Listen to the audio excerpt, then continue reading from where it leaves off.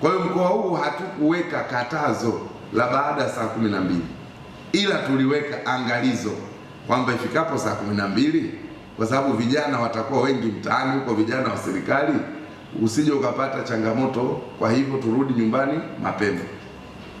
Sasa baada ya maelekezo ya Mheshimiwa Rais, kwa hiyo wananchi wawe huru kuendesha shughuli zao, isipokuwa tumekubaliana kwa sasa baa zote mwisho iwe saa 4 usiku. Halafu hali tunaendelea kufanya assessment, tutakapoona tumejiridhisha na wenyewe tutawarudishia muda wao ule ule wa saa 6 ya usiku.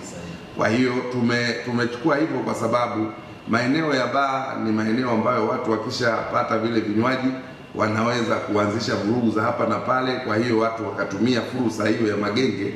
Lakini ikiwa mapema saa 4 tunaweza kupiga hewa simu, tukaenda tukawa rescue, tukafanya hivi. Hatutaki mtu apoteze maisha. Kwa hiyo